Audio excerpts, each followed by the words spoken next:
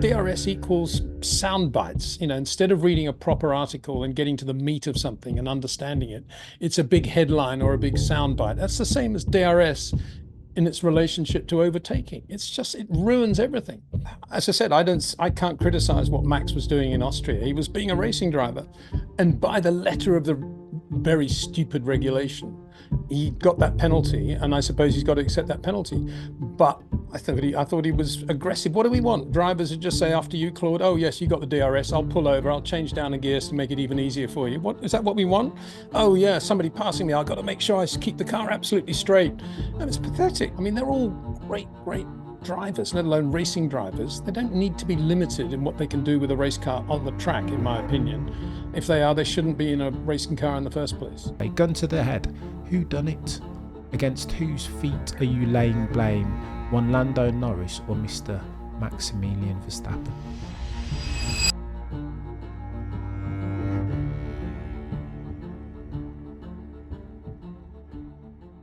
Hello and welcome to another episode of the F1 Hour. With me as always, my friend and yours, the legend that is Peter D. Windsor. How are you keeping, sir? I'm great, thanks, Cam. Yeah, very, very good. Got Dexter underneath the desk here, half asleep, and all's right with the world, therefore. Good man. I love that. You say all's right with the world, Mr. Windsor, but I would see that and raise you this. The Grand Prix this weekend was a bit hectic, wasn't it? There was a cheeky incident on lap 63, so I hear. Peter, let me ask you the question this way. Gun to the head. Who done it? Against whose feet are you laying blame? One Lando Norris or Mr. Maximilian Verstappen? Well, you're asking the question, who was to blame for Lando's right front hitting Max's left rear going into turn 3 and causing an instant puncture, effectively both of. I blame DRS, to be honest. I think it's all the fault of DRS. And if we went back to pure racing and toes were still giving you the benefit that toes always do, I don't think Lando would have been exactly where he was on the road in that sort of messy braking area thing where, well, I can't go down the inside, but I'm much quicker than he is, so I'll go to the left. That doesn't happen if you don't have DRS. That only happens because of DRS. So I would say the number one culprit for this is DRS, absolutely for sure. And I'm not saying that just to be difficult or because I don't want to take sides. I'm saying it because I've been saying it for the last 10 years. Ever since DRS came out, I've been saying that. It's an artificial device that doesn't actually give you an overtake. What it gives you is a much greater speed differential between the car in front and the car in the rear. And that is the problem. Speed differential is never good in motor racing. It's not good at Le Mans, as we all know, with the amateur drivers against the pros. And it's certainly not good when it exaggerates the effect of a toe anyway, which is basically what DRS does. It just makes it twice as big. And when that happens, and if you're going into a medium speed corner like turn 4, it's not such a drama. But when you're going from very, very high speed to a very slow corner like turn 3, and you've got very heavy braking from a massive speed differential, it's almost impossible for a driver, even of Lando's quality, actually to perfectly position his car at exactly the right pace and rate and dynamic relative to the car in front. Almost impossible because there's so many factors involved. And that's why you found Lando in this sort of kind of weird no man's land on the left, going a bit quicker than Max. Not really. I mean, I'm giving him the benefit of the doubt when I said last night, I'm assuming that what he was hoping to do was do an undercut on acceleration from Max and then really do a nice pass on the next straight. But that's just an assumption. And, as I say, I'm giving Lando the benefit of the doubt. It could be that he just had nowhere else to go. And when you are on the outside of any driver, you're always tempting fate, in my opinion, because the corner actually does belong to the guy on the inside. I don't care about the sporting regulations at this point, because I know they do all they can these days to protect anybody that wants to go around on the outside.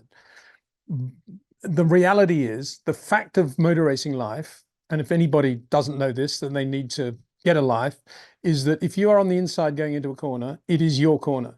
And so in that respect, I would say it was more Lando's fault than Max's fault. But as I say, if it wasn't for DRS, he wouldn't have been there anyway. And so I kind of understand how Lando found himself in that position. I don't blame Max because Max was in the middle of the road. There was enough room there for Lando on the left. Lando, there was easily enough room for him on the left looking at it. And looking at the onboards, Max did not turn his wheel 1 centimeter to the left as the braking got heavier. And he just stayed stayed in the middle of the road, knowing he'd just created the perfect position. There was just not enough room for Lando to go down the inside. And so, how can that have been Max's fault? I just don't see how it could have been.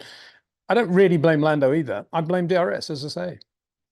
Oh, so go on then. Let's piece apart this, Mr. Windsor. So how could it be Max's fault? The Max detractors, including Lando, will say Max did a couple of things. First, that he was moving around in the braking zone, which it is dangerous at worst and maybe irresponsible at best. And secondarily, in the words of our mate Fernando Plan Alonso, you must always leave the space, right? Even if you are on the outside,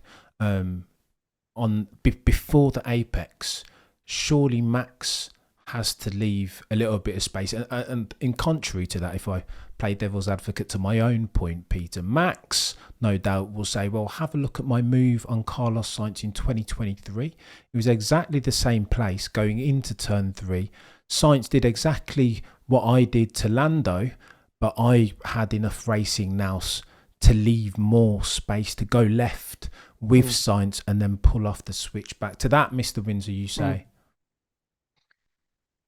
Well, the first thing I'd say is Max Verstappen's apex is a very different apex to Lando Norris. And I hope when Fernando talks about apex, he takes that into account because it's different from Fernando's apex as well. So to start talking about apeces is quite a dangerous thing, bearing in mind how much earlier Max turns into most corners compared with Lando and Fernando. So that's the first thing I'd say. Secondly, when there was one of those moves going on into 4, when Lando got on the radio and said he's moving under braking, it's really dangerous. The thought that had gone through my mind as I was watching that was, I cannot believe the perfection of Max's move then, because it could easily be construed. This is what I was thinking, at 1,000,000 miles an hour, it could easily be construed as a last-minute move. But in reality, it was also under the umbrella of a slight move to the left just to get the corner entry right. And he perfectly timed it so that it was part of the corner approach anyway. And Max doesn't do a lot of that sort of transitory curve to the left if you're going into a right, not like Sergio Perez or Carlos Sainz, for example, but he does do it occasionally. And he's entitled to do that because there's no law to stop you doing that. If you want to have a slightly better look at into his apex, his transition point, then why isn't he allowed to do that? And if that coincides with the precise moment, millisecond, that Lando's thinking of going there, that's just perfect timing by Max Verstappen. And I don't see how anybody behind Max would be able to make the judgment call of whether that was a deliberate move or just part of his going into the corner or not. Of course, it was something to prevent Lando doing what Max thought he might be trying to do. But why not use something that's part of a cornering technique that most drivers use 40, 50% more than Max anyway? I just thought it was absolutely perfect. And I'm not sitting here waving an orange flag saying I'm a massive Max Verstappen fan, he can do no wrong. Of course he can do wrong. And of course, I've been critical of him in the past in a number of areas, particularly Silverstone 21, to be honest. I think he should have known that Lewis was going to do what he was going to do. But I do think that Max was perfect into turn 4 a couple of times when Lando was complaining about his moving. But again, Cam, a lot of this does come under the heading of the idiocy of that law, that rule. And it comes under the heading of what I've just been talking about with DRS. It's the same thing. Ever since they've tried to regulate what drivers do under braking, it's been a mess, in my opinion. And it's as much a mess as this whole concept of when you go into a corner, the guy on the outside has just as much right to the corner as the guy on the inside. Because, as I say, it's very, very difficult to cover every single moment of high-speed braking into a corner. And Max, as I say, has a very different approach to most drivers, pretty similar to Lewis, pretty similar to Charles, not far away from Oscar Piastri, but a long way away from Lando Norris, George Russell, and Fernando Alonso, good examples. So how can they have a rule that tries to limit what a driver can do under braking if there are so many different apices that the drivers can use? And there's so many ways you can get to that apex. You know, if you compare going into the chicane, top chicane at Spa, and you look at what Sergio Perez does, every lap he does one of these, and Max does that. You know, how can you have a rule that embraces both of those two approaches to a corner? If you want to get down to precise details of what Lando was talking about, which is just a tiny move to the left. So again, you know, I don't see that. I didn't see that as dangerous. I mean, if they think that's dangerous, they should have seen stuff which was not dangerous, but there was a lot more repositioning of the car before they tried to write this rule. And there were not that many incidents actually under braking, not many at all. So, you know, again, I blame the rule book, to be honest. Speaking of which, Mr. Windsor, there is a school of thought where people are saying that the FIA absolutely have some responsibility in this. For example, as you pointed out on your video, if they institute the 5-second penalty to Lando in real time, then obviously Max will drive accordingly, and that incident never happens, right? You let Lando go and then you stick within his DRS between now and the checkered flag. Same with the braking zone stuff. Surely, if what Max was doing, weaving or moving even in the braking zone, if that's illegal and against the rules, then you mete out the punishment in real time that very lap. Then Max can't do it again. Do the FIA have some blame in all of this, Peter? Well, on the second point, I think it's much more difficult to judge because of what I've just been saying, because there are so many grey areas and because every driver is different from another. It's very difficult to make an instant real-time judgment on whether a driver has broken a specific part of the sporting code in the way he's moved the car under braking. There will always be a discussion about that. As for the other point of driver just using excess track limits, I don't think there's a reason why they shouldn't be able to do that in real time. I have to confess, I still don't understand how they're measuring that.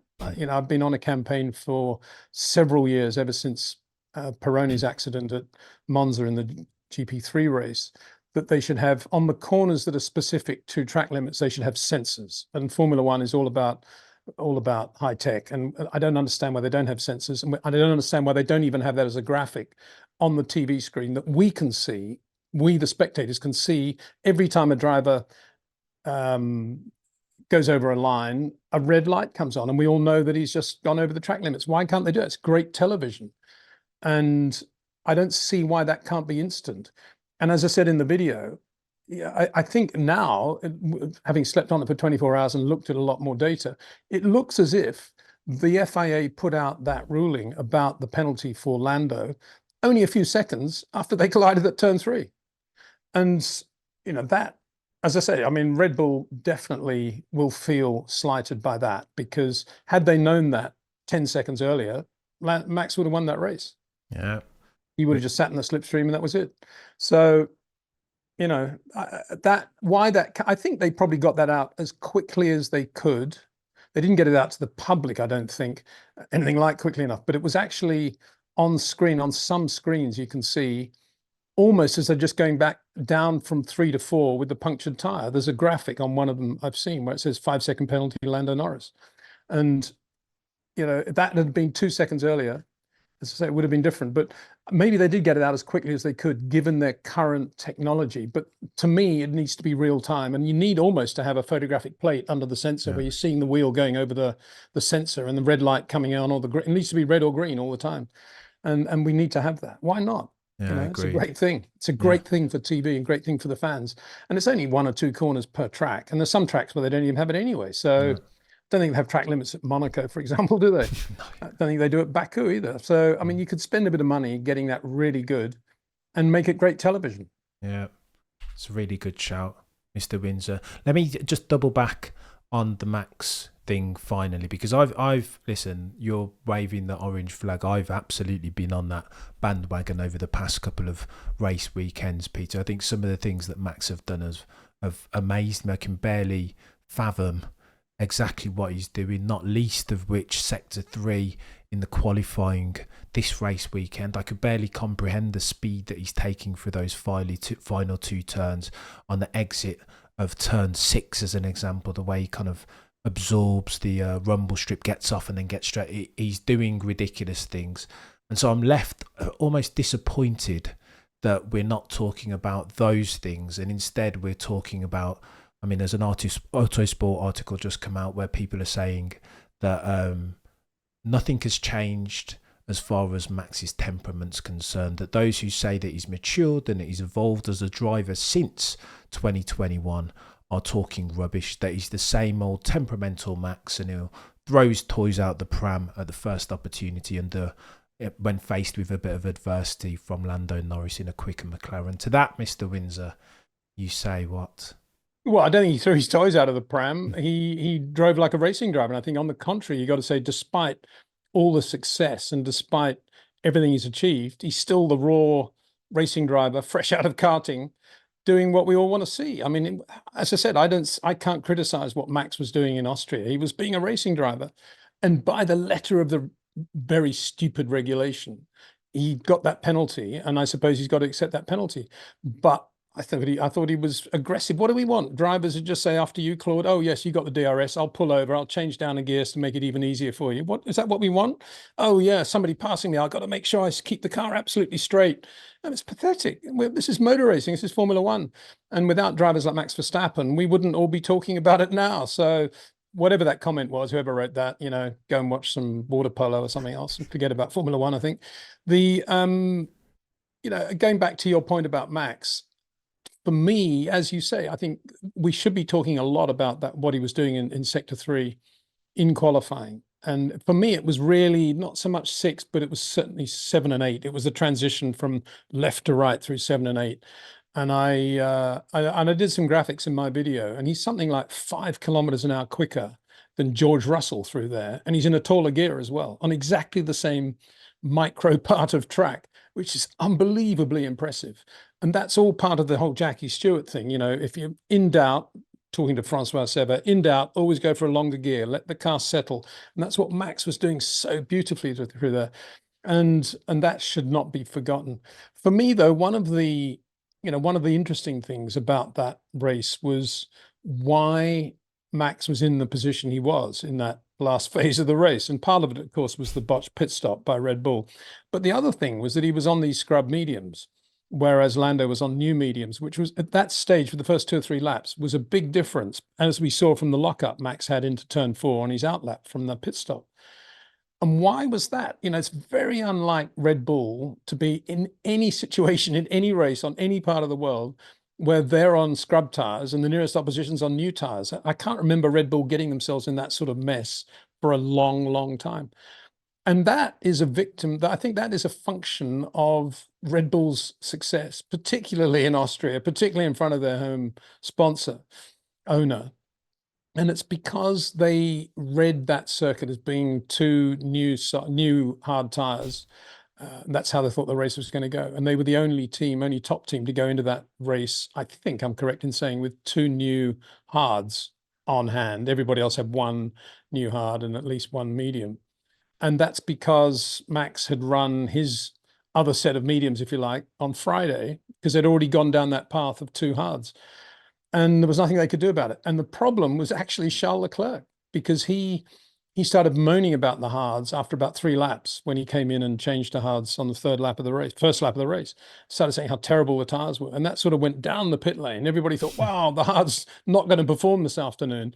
And as a result of that pressure from Lando, and also the way the hard had gone off at the end of his middle stint, Red Bull put Max onto the scrub medium. Now, if they put him onto the new hard, I wonder how things would have gone. He might have had a better outlap, actually.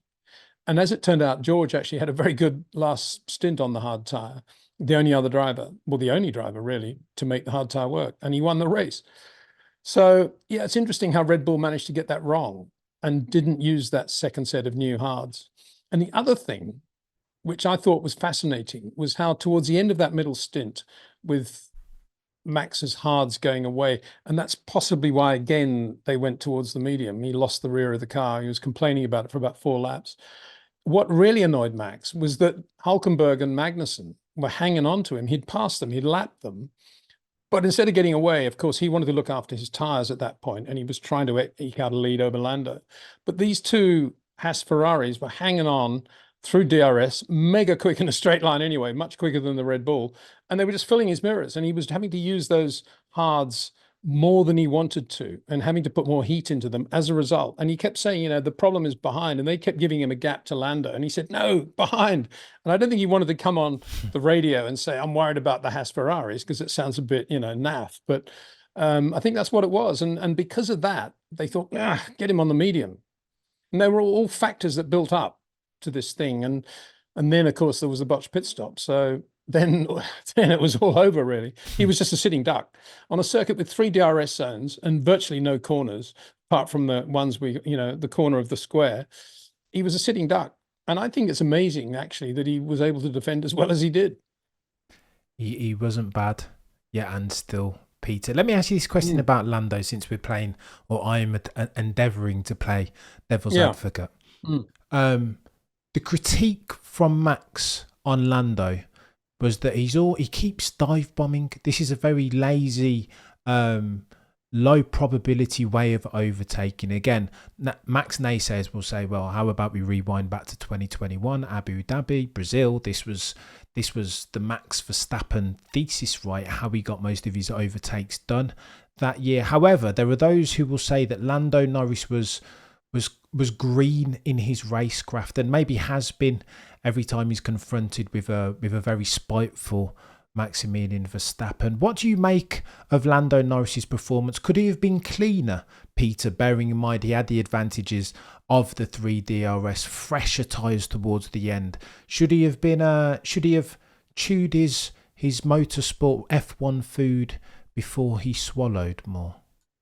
Well, I think what we saw Lando doing, and Max was correct in saying he was dive bombing him, is being a victim of the DRS generation. And I don't think he drove any differently from the way 20 other current modern drivers of this era would have driven at that stage of the race. What else can you do but just use this huge DRS advantage and hope to dive bomb the guy to the point where maybe he makes a mistake, locks up, and there's a bit of room and you get through? It takes away all the finesse and art of a proper overtaking maneuver about which you have to think for 2 or 3 laps, or even 10 or 15 or 20 laps. That's what motor racing should be: planning the perfect overtake, doing it exactly the right way. And because DRS has made this thing this huge, massive speed differential, it's taken away all that art and that finesse. And as Max correctly says, it just leaves you with this thing where you just dive bomb the guy in front and hope for the best. And it's very wrong. They need to get rid of DRS. I mean, I don't know how many times I can say it, but they need to get rid of DRS, and they need to stop doing these ridiculous fan surveys where everybody ticks the box, we want more overtaking. Because even if there were 10,000 overtakes per race, if you still give a fan survey out to the global audience, would you like to see more overtaking? What are they going to tick? Yes, they're not going to say no, are they? So forget all that stuff, and let's get back to proper motor racing and proper overtaking and proper defense. And that race would have been, if there'd been no DRS, I'd be willing to bet. I think Lando would have won it, but I'm willing to bet that it would have been one pass that he would have had to have made and thought about, and he would have had to have done it really well, get a really good exit out of 3 and do it in a toe into 4. And it would have been fabulous motor racing. Probably only one overtake. Maybe a lot of people would have moaned, oh, only one overtake, but it would have been absolutely classic. Instead of which, because of this DRS, you know, it's a bit like DRS equals sound bites. You know, instead of reading a proper article and getting to the meat of something and understanding it, it's a big headline or a big sound bite. That's the same as DRS in its relationship to overtaking. It's just, it ruins everything. And I can't say that enough, really. You're right, Peter. But again, if I counter you ever so slightly, don't we have to, because of the new makeup of this 2024 F1 populace, 25% of which have entered the sport via Netflix's Drive to Survive, don't we kind of need to not bend the knee necessarily? We don't want to bend over backwards to accommodate them and keep their attention dollars. But don't you kind of need to, going into the 2026 new rules and regs, don't you need to kind of like play the game just a little bit in the form of a DRS and some other contrived ERS? And don't we need to play the game just a tad, don't you think? No, I don't think you play contrived games with the sport. What you do is increase the opportunities for the fans to understand this amazing sport and get behind the scenes of the sport and to watch it 3 times more than they are now, and thus increasing the amount of sponsorship and potential income for everybody. And as I've said a million times, they need to do a much, much better job of getting behind the garage doors, of explaining all the technology, of getting GoPro cameras in the drivers' briefings, in the team debriefs, in the road cars they're driving to the track in the morning. They need to get the fans right inside the sport, right inside the head of everybody who's working. There need to be reality shows, not only about the drivers, but about the engineers, the designers, the team principals, the sponsorship procurers, the mechanics, the motorhome people. And then everybody back at the factory should have their own reality TV show as well. And then everyone would love Formula One even more. And we wouldn't have to worry about these ridiculous contrived things like DRS or limiting what the drivers can do under braking. I mean, they're all great drivers, let alone racing drivers. They don't need to be limited in what they can do with a race car on the track, in my opinion. If they are, they shouldn't be in a racing car in the first place. I mean, and as I said, when Lance Stroll moved over on Fernando Alonso in Austin a couple of years ago, that was a moment when his license should have been suspended for 6 months or something like that, because that sort of thing should not be allowed in Formula One. I totally get that, and that should be in the rule book. But as for this business, when 2 drivers are racing one another, both of them at the top of their profession, we shouldn't be putting rules about how they can position the car and what they can and cannot do. If Lando knows that Max is quite able to T-bone him and take him out of the race, he doesn't put himself in that position, and vice versa. They're old enough and good enough to be able to drive around one another's trays. And I just don't like all these rules and regulations that we're having, and I don't like the way we have all these artificial gimmicks to improve the racing. And actually, if you think about the 26 regulations, they're not saying, which is a good thing, they're not saying, well, what do the fans want now? Let's do another survey. They're saying, actually, what we need to do, this is right or wrong, I'm not saying I agree with this, but it's what they are doing. They're saying we need to take Formula One to the next level in terms of manufacturer interest and participation. We've got to go to 50% electrification, and we've got to do this, we've got to do that. Now, if they were only listening to the fans, I don't think they'd be going to 50% electrification. So they are actually doing quite a good job of finding that balance. And I think the next regulations are not so fan orientated. And I hope along the way, because of this really sophisticated engineering that we're now going to have, that the teams are, by the Concord Agreement, forced to open their doors a bit more to talk about that technology and to put it out on screen and to let us get to know the engineers. I mean, it's not good enough. Sorry about the rant, but it's not good enough for teams who win Grand Prix to have a team representative up on the podium, and then you get a little caption sometimes of his title, and for none of us to know who he is, because we're never allowed to talk to these people or get to know them. The teams do not allow the media or the public actually to get into the team and get to know what everybody does. Oh, secret, we can't let them do it. It's pathetic. We're trying to grow this sport in the public, and what everybody, when whoever it was got on the podium, I can't even remember his name, got on the podium in Austria on Sunday, everybody should have said, oh, there he is, mega, he's the guy that does this, what a fabulous thing. Imagine what that party's going to be like back in Oxfordshire tonight, Northamptonshire tonight. And we don't have that, because it's all this secret rubbish, and that's what's wrong with the sport. We need to open it much more. We need to have much more reality TV. And right now, Formula One should be allowing Andretti, for example, to make a mega reality show about the troubles they're having trying to get a Formula One entry. Brilliant television. Why aren't they allowing him to do it? Get out there and do it. That's what the public want to see. The public want to see what goes on at Mercedes when they've had a bad weekend. They want to see what happens at Red Bull this morning. We want GoPro cameras, please, at Milton Keynes with, the debrief that's going on there amongst the engineers. Rather than you and me talking, the public should be watching that. Oh, no, not allowed to do that. Secret. It's all wrong. And all we get are these trite press releases over specific parts of the weekend when they talk about technical issues or minor problems, and it doesn't add up to anything. So there you go, rant over. Love But it. thanks for getting me wound up. Let's go, Mr. Windsor. This is what we're here to do. I think you make the points, Peter, but again, I'll pitch the question at you this way. What is the solve? Because as long as I've been watching F1 back to the early 90s, it's always felt like an exclusive English gentleman's club where they circle the wagons more than they open their arms and welcome Joe Bloggs into it, right? Even looking at the Silverstone ticket prices, they're astronomical, and with street circuits and Vegas and Miami, those are only going to get worse. So that says to me, Cameron, I want you to watch, but I don't want you to be part of the sport. Peter, how do we solve for that?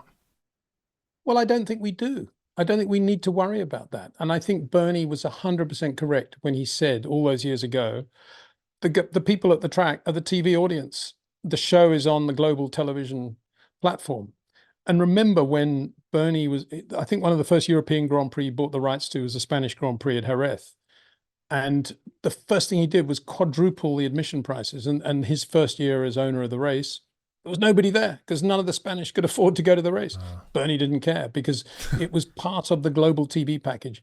And if Liberty wanted to change that to the point where the circuits made the money that they could make in a normal sporting event industry, then that's fine. Let them find the business model for doing that. But when you're faced with the problems that Liberty obviously quickly found them faced with, which is that Formula One is massively capital intensive, that all the teams basically need all their money up front to employ all these thousands of people, and that they will have to design and build their own cars. They need the money up front. The only way is the Bernie way, which is to get governments of countries to underwrite races, which will always be held at a loss.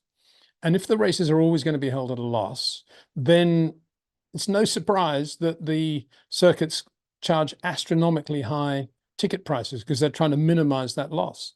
There's nothing in Formula One that remotely resembles the business model of any other sport in the world, which by and large is prize money dependent. Formula One isn't. All the money has to be up front. And in order for that to happen, the races need to be locked in. They need to be underwritten by governments because, there's no way they're going to make money because all the rights belong to Formula One.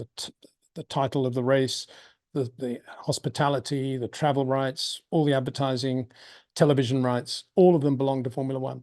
So there is no chance. And Silverstone just happens to be an unusual race in that it's not underwritten by a government.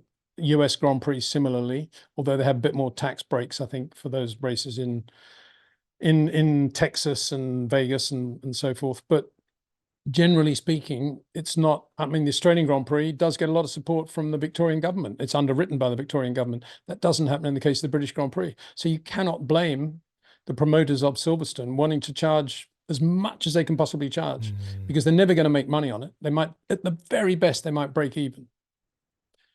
And that's the business model. And if it was a business model that could change, believe me, Liberty would have changed it. Yeah, but they can't because there is no other way of running Formula One. If you want to change it, just hold all the races in one country at one circuit, maybe 2 or 3 in Europe, and allow sponsors or countries just to sponsor those races all at the same racetrack, minimize the overheads, have them all racing Dalaras, and call it, well, just take Formula 2, run it at 3 circuits and call it Formula One. That's the only way you're going to do it.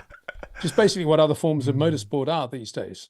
But Formula One isn't. Formula One does allow teams to create their own prototypes, and it does want to travel to all these different parts of the world. And that being so, only way it's going to be affordable is if a government steps in to pay for it all. Yeah, cost of doing business, Peter. Yeah. Some might say, sadly, but it is what it is. Let me take you back to the race weekend very quickly, because again, I think there are many different threads at which we can pull as far as the fallout from lap 63. One of which is that I didn't realise that Lando and Max are friends off track, aren't they? That they go out together and share chartered private jets or whatever. That they are genuinely mates. This isn't like Lewis and Max in 21 where they were like different sides of the track or whatever. These lot are actual mates, and hearing Lando talk about it afterwards. His phrase was something to the effect of, well, listen, Max needs to fess up to this. Like, if he doesn't take accountability, then I will lose some respect for him. Peter, you've been around a couple of F1 races in your time, and a couple beefs in F1 between Mansell and Piquet as an example, when Piquet said some very disparaging things about Nigel's other half as an example. How do you expect it to play out between Lando and Max? Is this just par for the course, and it being F1 that if we both want ourselves WDC's championships, that we can't be friends? Well, it depends what you mean by big mates and friends. I mean, again, social media has clouded all that stuff so much. I'm sure Max and Lando get on very well. They probably have quite a lot of things in common, like sim racing, and they're both pretty laid back sorts of people, aren't they? And Max probably has a lot of respect for Lando's talent and vice versa. So I can understand them getting on, but I don't think they're friends in the way that a lot of people would like to portray them as being really good friends, and how could this friend let him down? I mean, I say more from the Max point of view. Max will be very, very good at having relationships that go up to a certain point, but then switching off, because he knows these are guys that he's going to be racing against at the weekend, and being as hard as nails when it comes to Friday morning. And if anybody expects anything less, then they don't understand a good racing driver's psyche. And it's probably the same with Lando. I mean, Lando's a different sort of guy, isn't he? Max is always very simple and super confident. Not super confident, but he's right on the knuckle of what he wants. And he's very, do this, do that, blah, blah, blah. Whereas Lando's sort of demeanor is always, it's all a bit difficult. That's part of his build-up to doing the good lap, I think. And that's fine. They're different sorts of people. But I don't think we should read too much into that friendship thing. I'm sure most of the Grand Prix drivers, I mean, Carlos Sainz, why would Carlos Sainz be friends right now with Charles Leclerc? He wouldn't, because Charles got the drive. Carlos hasn't got the drive. He's out there. He's probably feeling a bit miffed about the whole thing.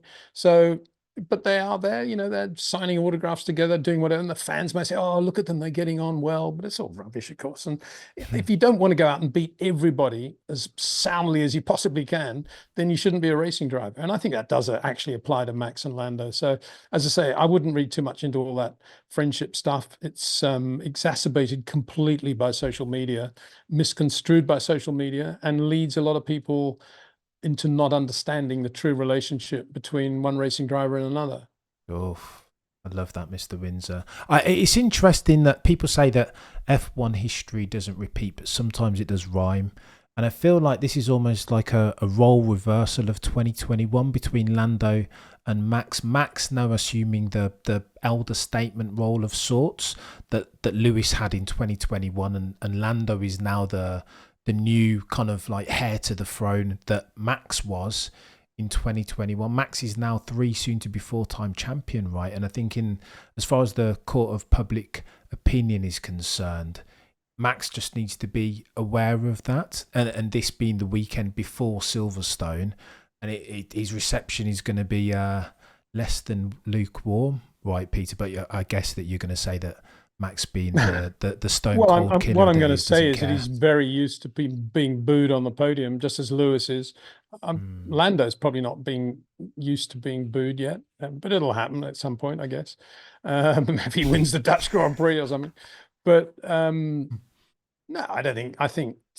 I mean, long ago, Max would have learned how to switch off from all that rubbish out there and just focus on arriving at the racetrack, going through the swipe gates into the paddock area, waving to a few people, signing a couple of autographs, going into the Red Bull area, staying quiet, going over to the other side of the thoroughfare in the paddock, and getting into the race area, walking into the garage, sitting down with the real people, changing, putting on the helmet, putting on all the kit, lowering the visor, getting in the race car. I mean, he's immune to anything, isn't he? That's the life he leads. He's not basking in being a 3/4 times world champion. He's just being Max Verstappen. If I'm not here, I think I'll go to Ghent and do a bit of karting. That's all he is. And that's a great thing. That's a wonderful thing that's what Max Verstappen is. And So he's not going to worry about that at all. And he doesn't think about elder statesmen, younger statesmen, Lewis, Lando, whoever it is. It's a racing driver. It could be Carlos Sainz, could be Kevin Magnussen at the next race. Who knows? In fact, it was Kevin Magnussen and Nico Hulkenberg that he's more worried about in that Austrian Grand Prix than anybody else, I think. So, he's just a racing driver. Yeah. Everybody tries to complicate everything. And again, it's all because everybody has a voice and everybody's on social media and they all want to sort of, if they're biased towards one driver, which is nothing wrong with that, it's a sport. But if they are, they'll always come up with arguments to sort of help their particular argument, won't they? And I never saw the Lewis Max thing as an elder statesman, young pretender thing. I just saw it was Lewis versus Max. The difference between Lando and Max is that Lando's not as good as Lewis, in my opinion. He's got a slightly longer corner than Lewis, and so therefore it's easier actually for Max to beat him than it is for him to beat Lewis. That's what I would say. And I don't think Lando sees that or feels that. I think Max would have more of a problem, to be honest, with Oscar Piastri if ever they got wheel to wheel. Here's hoping. Or Charles for that matter, definitely. Yeah. Jeez. Here's hoping that's due soon. Peter, I remember something you said in one of our chats recently. That Red Bull can talk all they want about having built up a team, upskilled a team that can operate independent of Adrian Newey. Let's see how they get on when Adrian Newey has left and can no longer contribute to that team. Christian Horner said a couple of things in a team principal driver conference that alluded to him still, as of that June or July now, 2024, having the best team in Formula One. The irony is not lost on me, therefore, Peter, that this is the Grand Prix only 24 hours after Christian makes those statements, that this is the Grand Prix when his team make the 6.5 second pit stop. Are you seeing complacency start to creep in, just as you predicted, Peter, into the balls that are red and their way of operating? Did I predict that? What I think, if I did predict it, it was on the basis that no team can be on top of everything forever, any more than a golfer can birdie or eagle every hole. And so therefore mistakes will always creep in. And I also said, and I stand by that when Red Bull's nearest opposition start to creep even nearer, whether it be McLaren, Mercedes or Ferrari, it will not necessarily manifest itself in pole positions or beating Red Bull. It'll be just increases of amounts of pressure in pit stops, pressure in setup, pressure in tire usage, pressure in all the things that you put together to win a Grand Prix. And would Red Bull have had such a slow stop if Max had been leading by 25 seconds and the race was in the bag? It's an interesting point. I don't really know the answer to that because I don't actually know what the problem was on the left rear. I'd love to know. They probably won't tell us because it might be information that would help another team. So we'll never really find out, I imagine. And what I haven't checked is whether they used a different gun or not. I don't think they did. I think they used the same gun. I don't think it was a gun problem. And what you could say is that a jam wheel nut only cost Red Bull 6 seconds. Most other teams would have lost 8 seconds. We don't know. Could be that. Who knows? And these things do happen to everyone. So, and as for Adrian, I think if Adrian was leaving middle of next year or announcing everything, I think that would have more impact because then it was obviously going to impact the 26 car completely. Yeah. Leaving now, Red Bull have got enough cushion to get through to the end of 2025 on the momentum they've got with all the people there. And this car ain't going anywhere. It'll just be a developed car in 25 because of the regulations, and we all know that. So they're kind of okay through to the end of 25. What impact Adrian will have on the 26 car is another matter, of course. And that's an interesting one. And as I say, I don't have any problems, and I'm very confident that they'll have a great power unit. It'll be interesting to see what they do chassis-wise compared with everybody else. And it could be that the demands of this 50% electrification power unit and everything else that goes with it kind of dictates what car has to be built. And there won't be a lot of differences from one team to another. It could be, may not be the case, but let's wait and see. Yeah. Mr. Windsor, you've been super generous with your time. Can I ask you one final one, if I may? Yeah. I know over and over. Finally on Maximilian Verstappen, because the rumour around him potentially going to Mercedes will not go away. That was all that they were talking about in the driver's press conference and all that they were talking about at the team principal.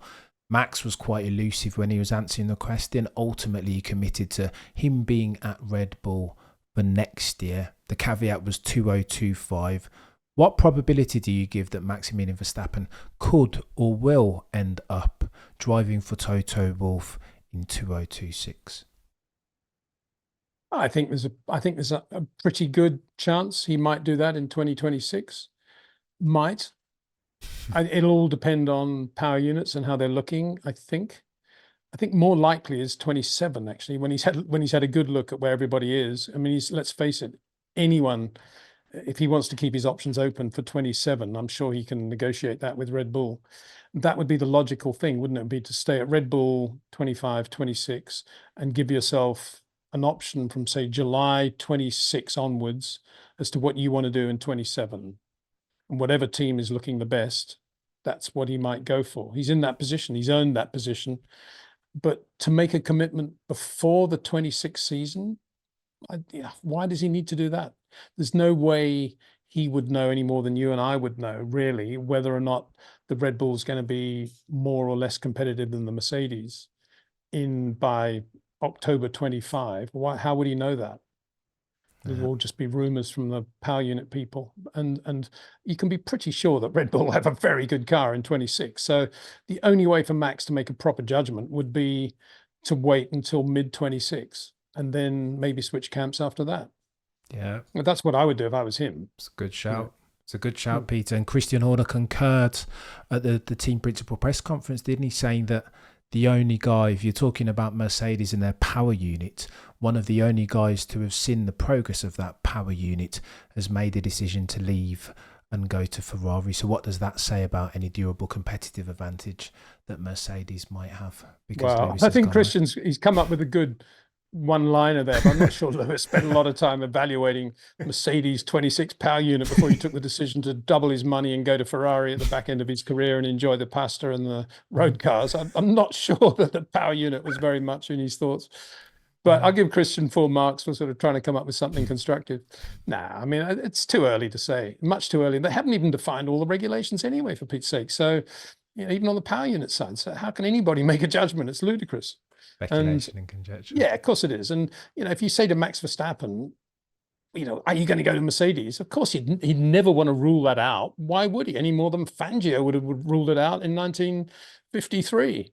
If Mercedes come back, would you drive for Mercedes? Oh, I don't know. Oh, no, probably not. Of course he would look at drive. Anyone would drive for Mercedes if they're competitive. So why wouldn't he keep that door open? It's a logical thing. I mean, an interesting one for me, and here's a question to you. What do you think Ferrari might do if Lewis Hamilton is not mega quick in his first year at Ferrari? Oh. If he's just every race blown away by Charles Leclerc, because Charles knows the team, knows the car, knows everything, and Charles winning 7 Grand Prix, Lewis hasn't won a race, and it's not looking good, and everybody's saying, oh, they should have kept Carlos Sainz. What do you think will happen then? Do you think Ferrari might buy Lewis out of his contract and get somebody else, i.e. a George Russell or a Lando Norris, or even a Max Verstappen? I don't think that will happen, because I've got great faith that Lewis will go there and be even better than he is right now, because he'll be relaxed and he'll be positive. But I'm just asking that as a question. It's a good question. Firstly, Peter, it is because, and I ask it to the background of right now when they're out there racing on the track, Lewis Hamilton versus Carlos Sainz. If you just arrived from Mars and you said, who are those two guys? And you said, oh, well, that guy in the grey car is replacing the guy in the red car because they don't think the guy in the red car is very good. What would the guy from Mars be saying, Yeah, no, it's an interesting decision that Ferrari have made. Ultimately, though, Peter, I think they've made the decision. You can argue the toss in terms of driver ability. Ultimately, Lewis is a 7-time champion, right? But I think the bigger scheme of thinking from Ferrari's perspective is that they want to be a luxury brand, and the symbiosis of brand Hamilton and brand Scuderia Ferrari is blockbuster for all concerned, not just Ferrari but F1 and you imagine Lewis turning up in a red suit. It's properly blockbuster. But to your point, to your original question, Peter, I think Plan B is always going to be Ollie Behrman, right? If Lewis all of a sudden gets old overnight, which again, like you say, I can't imagine he does, then that's why they've put Ollie Behrman, again, it's not been announced officially, but it will be imminently. That's why they'll put Ollie Behrman in the Haas seat alongside Esteban Ocon, because Ollie Behrman is their equivalent to Mercedes Andrea Kimi Antonelli. They hope, therefore, that he will be the next Lewis Hamilton or the next Maximilian Verstappen in a couple of years. But it would be very. Yeah, I'm not sure I agree there. You don't think so? I think they'd go for Max. Oh wow!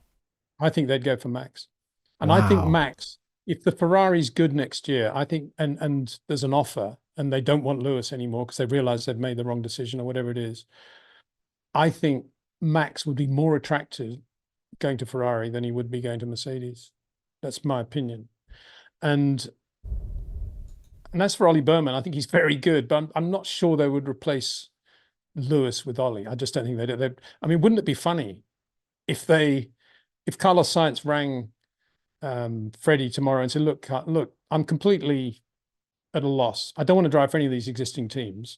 We'll do a deal now that I will be the Ferrari test driver next year, and I'll stay in the background and I'll be there all the time. You can use all my skill. What I want to be is first option when Lewis Hamilton retires or he's not driving for Ferrari anymore. We have it locked in that I'm the first option driver. Maybe that's the best thing for Carlos Sainz to do. Even if it means waiting 2 years, it'd still be better off than droning around, back of the field in a Williams or a Sauber, wouldn't it? Yeah, or an Alpine, some say. Or an Alpine, yeah. Briatore.